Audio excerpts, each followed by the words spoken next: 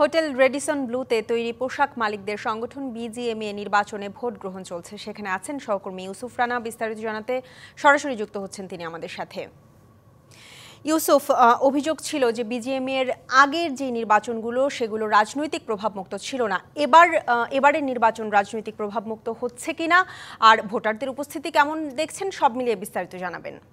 কৃষিতে আপনি যেমনটি বলছিলেন, এবারের নির্বাচন কিন্তু একটু ব্যতিক্রমী। প্রতিবার কিন্তু দুইটি পক্ষের মধ্যে নির্বাচন হয়, সম্মিলিত পরিষদ এবং ফোরাম প্যানেল। এবার কিন্তু নতুন আরও একটি প্যানেল যুক্ত হয়েছে, সেটি হচ্ছে সম্মিলিত ঐক্য পরিষদ। সেই প্যানেল থেকে কিন্তু মাত্র 6 জন প্রার্থী দেওয়া হয়েছে এবং তারা বলছেন যে এই যে নির্বাচনবিহীন কিংবা রাজনৈতিক প্রভাব দিয়ে যে নির্বাচনের যে ধারাবাহিকতা সেটি থেকে তারা বেরিয়ে আসতে চান। আমরা একজন ঐক্য পরিষদের নতুন যে সংগঠনটি হয়েছে এরকম একজন প্রার্থী আমাদের সাথে আছেন, আমরা তার সাথে কথা বলবো। তো আপনারা তো নতুন সংগঠনের নতুন একটি ধারা তৈরি করেছেন এবং আপনারা নির্বাচনে এসেছেন, কেন এবার আপনারা নির্বাচনে আসলেন? আমরা বিজিএমইএতে একটা জবাবদিহিতামূলক, স্বচ্ছ এবং রাজনৈতিক প্রভাবমুক্ত বিজিএমইএ চাই। এই তিনটা মূল উদ্দেশ্য থেকে আমাদের এবার নির্বাচনে আসা মূলত। আজকে নির্বাচন কেমন হচ্ছে? আপনাদের উদ্দেশ্য কি পূরণ হবে কিনা, কি মনে হয়?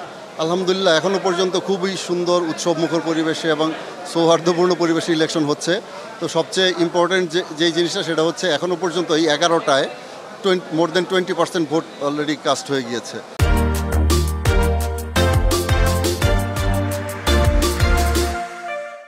তো যেটা অন্য বছরগুলোতে এত দ্রুত এই সকাল 11টার মধ্যে 20% ভোট কাস্ট হয় না।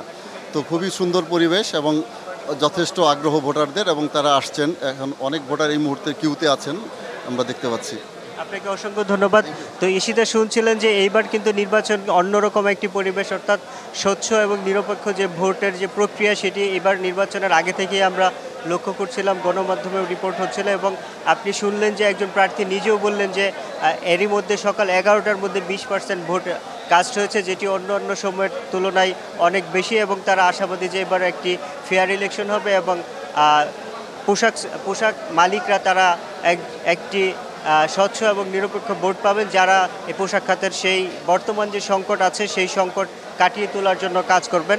আপনাকে জানিয়ে রাখি যে শুধু ঢাকায় নয়, চট্টগ্রামেও কিন্তু একইভাবে সকাল 8টা থেকে ভোট গ্রহণ চলছে এবং এটি বিকেল 5টা পর্যন্ত চলবে। তো ঈশিতা, এই ছিল আমার কাছে থাকা এখানকার ইউসুফ, আপনাকে ধন্যবাদ।